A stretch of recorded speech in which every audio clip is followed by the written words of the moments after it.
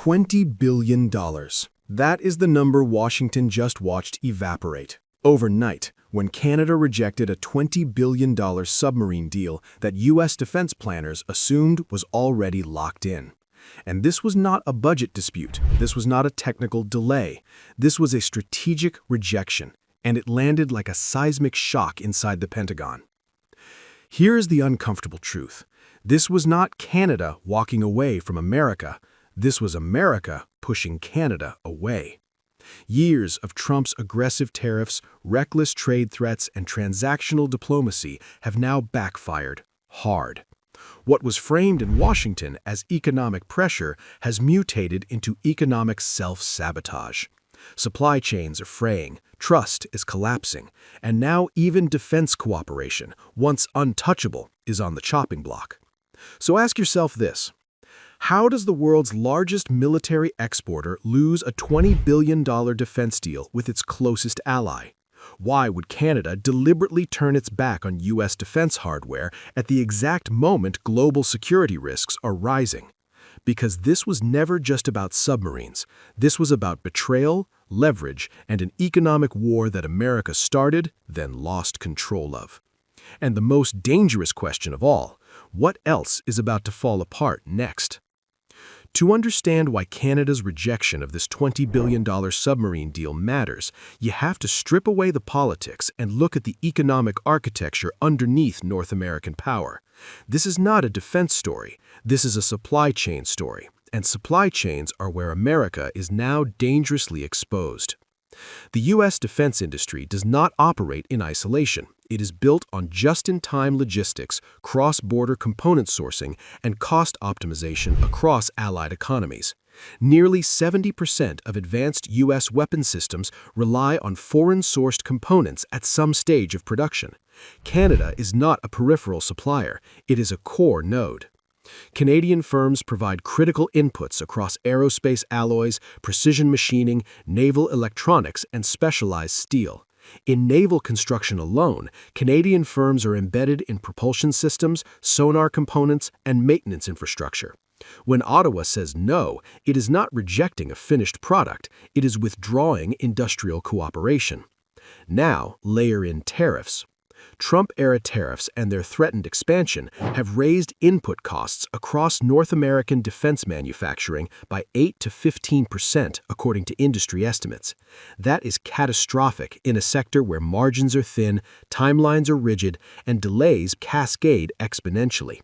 One disrupted supplier does not slow a submarine program, it breaks it. And energy makes this worse. Canada supplies roughly 40% of electricity imports to U.S. border states like New York, Michigan, and Maine. It controls critical uranium flows for nuclear reactors. It dominates potash, over 80 to 90% of U.S. supply, essential not just for agriculture, but for explosives and industrial chemicals tied to defense manufacturing. This is not leverage Washington can easily replace. The economic logic is brutal. When uncertainty rises, allies diversify away. When costs spike, governments localize production. When trust collapses, contracts die quietly. Canada is not punishing the U.S. Canada is de-risking. And that's the part Washington still refuses to grasp. This rejection signals that Canada no longer views American defense integration as stable, predictable, or worth the political risk.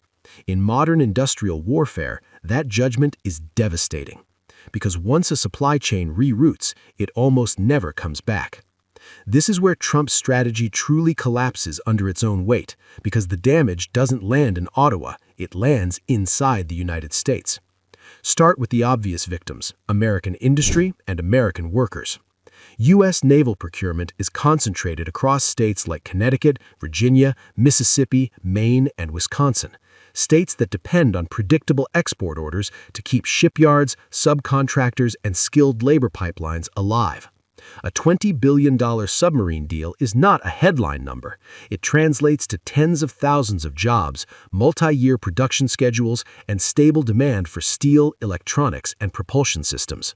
When Canada walked away, those expectations didn't pause, they vanished. A senior representative from a U.S. Maritime Manufacturing Association summarized it bluntly in private discussions. "We planned capacity based on Allied demand. When allies stop trusting Washington, American workers pay the price." Now look at downstream effects. Defense manufacturing does not stop at shipyards. It feeds trucking companies in Ohio, precision tool makers in Pennsylvania, electronics suppliers in New York, and port operations in Florida and Texas. When one large foreign contract disappears, the ripple effects stretch across the domestic economy. Reduced shifts, delayed investments, layoffs disguised as temporary adjustments. And tariffs make this worse. Trump's trade aggression has driven up the cost of imported components used by U.S. firms themselves. That means American defense contractors are now less competitive globally, precisely when they need foreign buyers the most.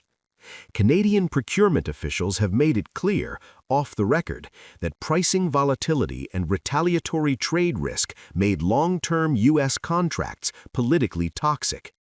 This is the quiet betrayal embedded in Trump's policy. He claimed tariffs would protect American industry. Instead, they isolated it. Even state governments are sounding alarms. Energy-intensive manufacturing hubs in New York and Michigan, already reliant on Canadian electricity imports, are facing higher costs and growing uncertainty. Maine's forestry and port sectors, Florida's logistics hubs, and Midwest agricultural suppliers all feel the secondary shock as Canada begins to reorient contracts elsewhere. And here's the most dangerous irony. The Pentagon cannot force allies to buy American weapons. Defense exports are built on trust, not coercion. When allies fear political retaliation, tariff whiplash, or sudden policy reversals, they hedge, they delay, they cancel, they walk. Canada's rejection is not an isolated event. It is a signal flare, one warning the defense establishment understands, but political leadership chose to ignore. This is what economic war looks like when it turns inward, and America is losing ground fast. While Washington was busy escalating tariffs and issuing threats, Canada was doing something far more dangerous to American dominance, planning quietly. Ottawa did not react emotionally, it reacted structurally. Over the past few years, Canada has accelerated a deliberate decoupling strategy, not from globalization, but from U.S. volatility. The submarine rejection is simply the most visible outcome of a broader repositioning that has been unfolding behind closed doors. Start with infrastructure. Canada has poured billions into east-west rail corridors, modernized Atlantic ports like Halifax and St. John, and expanded Pacific gateways in Vancouver and Prince Rupert. These are not cosmetic upgrades. They're designed to move energy, minerals, and manufactured goods around the United States, not through it. At the same time, Canada has deepened defense industrial conversations with Europe, particularly with countries seeking alternatives to U.S. political unpredictability. Joint production, technology sharing frameworks, and maintenance hubs are being discussed with partners who prioritize long-term stability over short-term leverage. Then there is Mexico. Instead of fragmenting under U.S. pressure, Canada and Mexico have quietly coordinated responses, aligning trade standards, reinforcing regional supply chains, and insulating North American production from Washington's mood swings. This is not a rebellion, it is a hedge. And energy is the silent weapon. Canada controls vast reserves of hydropower, uranium, critical minerals, and refined fuels. Rather than weaponize them loudly, Ottawa has done something smarter. It has made access conditional on predictability. No threats, no speeches, just contracts written with alternatives baked in. The message is unmistakable. If the U.S. becomes unreliable, Canada will not wait for Washington to come to reason. Perhaps the most striking shift is psychological. For decades, Canada structured its economy on the assumption that the U.S. market was indispensable. That assumption is now obsolete. Trade agreements with the EU, deeper Asia-Pacific engagement, and domestic industrial policy have reduced Canada's exposure to U.S. coercion. This is why the submarine deal mattered so much. Canada did not need to grandstand. By walking away, it demonstrated something far more destabilizing to U.S. power. It proved America is no longer essential. And once that realization takes hold, once allies internalize that they have options, the leverage Washington relied on for generations evaporates. Canada is not confronting the U.S. Canada is outgrowing it. This is where the damage becomes irreversible. Geopolitics is not governed by apologies or election cycles. It is governed by memory. And what Canada and many U.S. allies have learned over the past several years is a lesson they will not unlearn. American policy is no longer predictable. Trust, once broken, does not reset when a president leaves office. From Ottawa's perspective, the problem is not Trump as an individual. The problem is that Trump proved a vulnerability in the U.S. system. He demonstrated that tariffs, threats, and coercive trade policy can be unleashed unilaterally, overnight, and aimed directly at allies. That realization permanently altered risk calculations. So even if Washington moderates tomorrow, the damage remains. Defense planners in Canada, Europe, and Asia are now asking a different question. Not, is the U.S. powerful, but is the U.S. reliable? And increasingly, the answer is no. This shift creates space for others. Russia benefits when NATO cohesion weakens and allied procurement fragments. China benefits when U.S.-led supply chains fracture and smaller states seek diversified partnerships. Every canceled U.S. defense contract creates an opening, political, industrial, and diplomatic, for competitors to step in with fewer strings attached. And unlike tariffs, trust erosion compounds. Once allies build alternative supply chains, new infrastructure, and non-U.S. defense standards, returning to American systems becomes expensive, disruptive, and politically risky.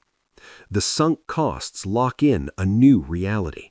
This is how influence quietly migrates.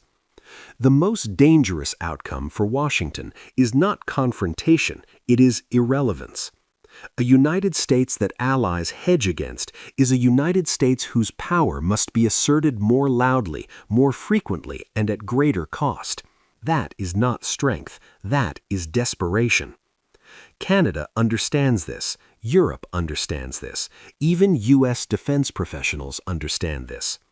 What Washington still struggles to accept is that the world has already adjusted, and it did so without asking permission. Power is not measured by how loudly a nation threatens. It is measured by how many partners choose to stand with it. The rejection of a $20 billion submarine deal is not a procurement dispute. It is a verdict on reckless policy, on economic warfare on allies, and on the illusion that coercion can replace cooperation. Trump's aggression did not strengthen American leverage, it emptied it out. Canada did not collapse. Canada adapted. The U.S., meanwhile, mistook dominance for control and learned too late that the two are not the same. Once allies build alternatives, they do not return out of nostalgia. They return only if trust is restored. And trust, once shattered, is the hardest currency to rebuild. So here is the question Washington now faces, and it is a brutal one. If America can no longer count on its closest ally, who will still follow when the next crisis arrives? And for you watching, is this the inevitable decline of U.S. leadership or a self-inflicted wound that could still be reversed? Let the debate begin in the comments.